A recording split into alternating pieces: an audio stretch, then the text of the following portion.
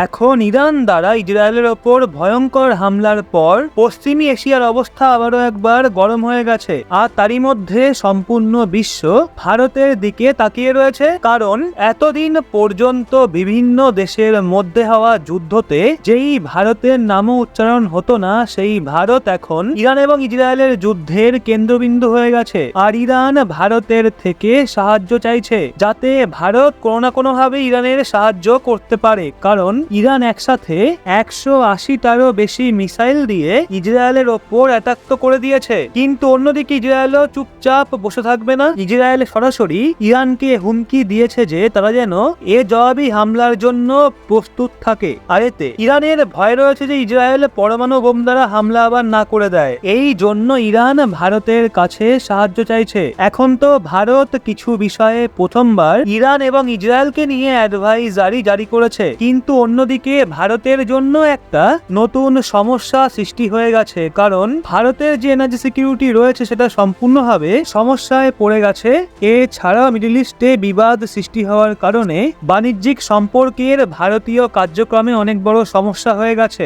এমনকি মিডল ইস্টে ভারতের যে ফ্রি ট্রেড এগ্রিমেন্ট রয়েছে তাতেও নতুন সমস্যা দেখা দিয়েছে, যা থেকে ভারত খুব দ্রুতই কোনো পদক্ষেপ গ্রহণ করতে পারে। তো এই ভিডিওতে বিস্তারিতভাবে সম্পূর্ণটা আমরা জানবো যে ইরান এবং ইসরায়েলের মধ্যে নতুন যুদ্ধের জন্য ভারত কিভাবে বিপদে পড়েছে। এর সাথে এটা আপনাদের বলবো ভারতের ওপর কোন নতুন সমস্যা এসে পড়েছে, এটাও জানবো যে কিভাবে ভারত এর সঙ্গে মোকাবিলা করবে। কিন্তু এগিয়ে যাওয়ার পূর্বে ভিডিওটা একটা লাইক করে চ্যানেলটা সাবস্ক্রাইব অবশ্যই করে নিন। রাশিয়া এবং ইউক্রেনের যুদ্ধ একদিকে তো চলছেই, যেটা প্রায় 3 বছর পূর্ণ হতে চলেছে। যদিও ভারত কূটনৈতিক চাল এবং তার জিওপলিটিক্সকে খুবই ভালোভাবে ব্যবহার করতে জানে, এই জন্য এমন পরিস্থিতিতেও অর্থাৎ যখন বিশ্বের বড় বড় দেশের অর্থব্যবস্থা দুর্বল হয়ে যাচ্ছে, তখনও ভারত নিজেদের অর্থব্যবস্থা মজবুত ভাবে কন্ট্রোল করছে।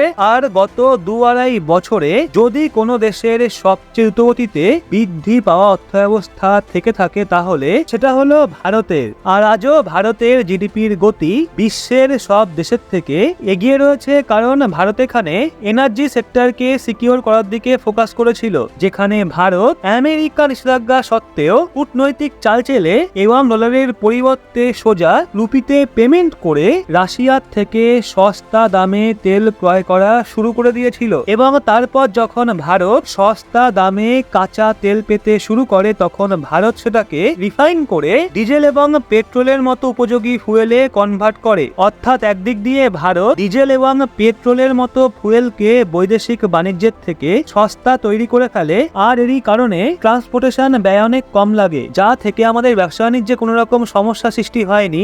আর ভারত তার জিনিসপত্রকে ইম্পোর্ট এক্সপোর্ট খুবই সহজেই করেছে, অর্থাৎ ভারতের ব্যবসা বাণিজ্য ডিস্টার্ব হয়নি, যা থেকে রাশিয়া ইউক্রেন যুদ্ধের প্রভাব ভারতের ইকোনমির ওপর খুব একটা দেখা যায়নি। কিন্তু এখন ইরান এবং ইসরায়েলের মধ্যে ভয়ঙ্কর যুদ্ধের কারণে ভারতের অর্থব্যবস্থার জন্য সমস্যা সৃষ্টি হয়ে গেছে। আসলে গত বছর অক্টোবর মাসে ইসরায়েল এবং ফিলিস্তিনের মধ্যে শুরু হওয়া বিবাদে সবার প্রথমে লেবানন যুক্ত হয়েছিল, এবং তারপর ইরানের যে ইসলামিক সংগঠন রয়েছে হিজবুল্লাহ, তারাও ইসরায়েলের ওপর ভারী পড়ে যায়। হিজবুল্লাহতে যে সমস্ত লোকজন রয়েছে তারা ইরানেরই লোকজন, কিন্তু তার যে মুখ্যালয় রয়েছে সেটা রয়েছে লেবাননে। আর লেবানন থেকে হিজবুল্লাহ এবং ইসরায়েলের মধ্যে যুদ্ধ চলছিল, কিন্তু গত কিছুদিনে যেভাবে ইসরায়েল প্রেসার অ্যাটাক করেছে, একসাথে হিজবুল্লাহর লোকজনদের গুপ্তভাবে উড়িয়েছে, তাতে হিজবুল্লাহর যে চিফ ছিল তারও মৃত্যু হয়ে গেছিল। এর সাথে ইসরায়েল হ্যাকিং ট্রিক্সের ব্যবহার করে একসাথে প্রেসার এবং কিছুদিন পর ওয়াকি টকি ব্লাস্ট করিয়েছে, যা থেকে এই ডিভাইস বোমের মতো ফেটে গেছে। এতে হিজবুল্লাহর হাজার হাজার জঙ্গি মারা যাওয়ার সাথে সাথে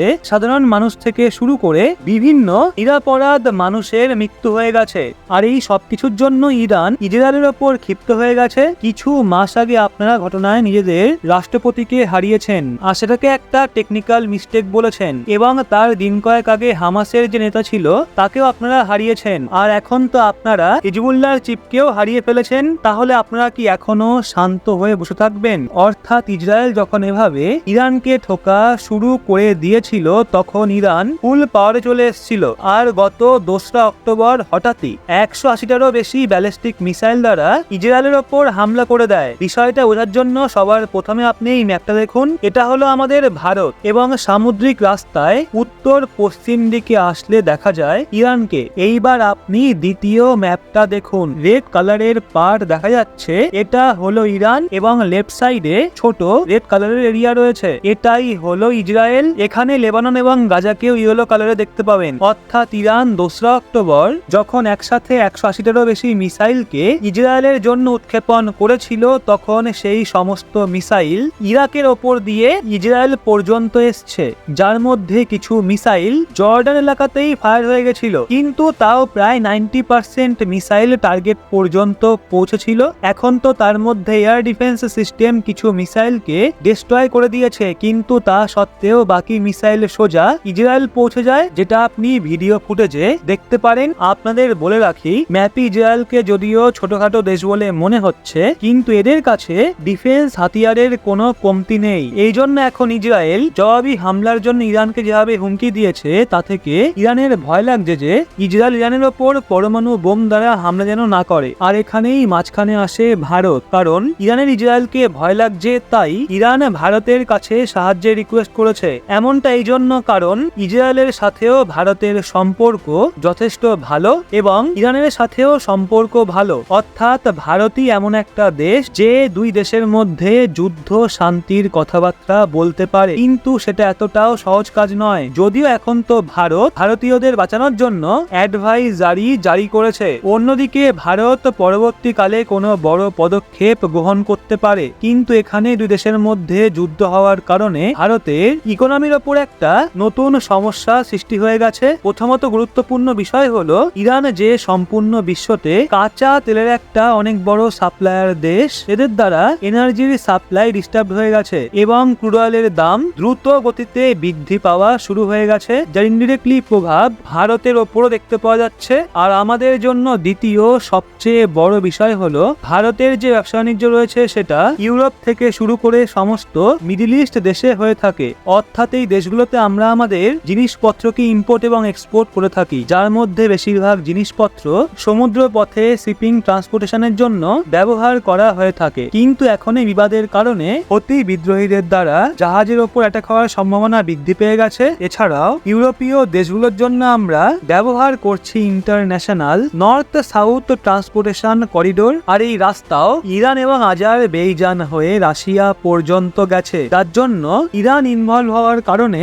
এই রাস্তাও না কোথাও ডিস্টার্ব হয়ে যায়। অর্থাৎ দুই দেশের মধ্যে যতদিন না সিচুয়েশন স্বাভাবিক হচ্ছে ততদিন এই সমস্যা চলবে। আর অন্যদিকে ট্রেড রুট ডিস্টার্ব হওয়ার কারণে অন্যান্য দেশেতে ভারতের ব্যবসা বাণিজ্য দুর্বল হয়ে যাবে, যা থেকে বেশিরভাগ প্রভাব ভারতের অর্থনীতির ওপরও দেখতে পাওয়া যাবে এবং কিছু কিছু আইটেমের দামও বৃদ্ধি পেয়ে যাবে। তো এখন আপনাদের কি মনে হয়, ভারতের এই দুই দেশকে টেবিলে শান্ত করে বসিয়ে শান্তির কথাবার্তা কি বলানো উচিত, হ্যাঁ নাকি না? নিজেদের মতামত কমেন্টে অবশ্যই জানান এবং সেই সাথে আমাদের ভিডিও আপনার ভালো লাগলে অবশ্যই একটা লাইক এবং চ্যানেলটা সাবস্ক্রাইব করে চোখ রাখুন রহস্য বাংলার পর্দায়।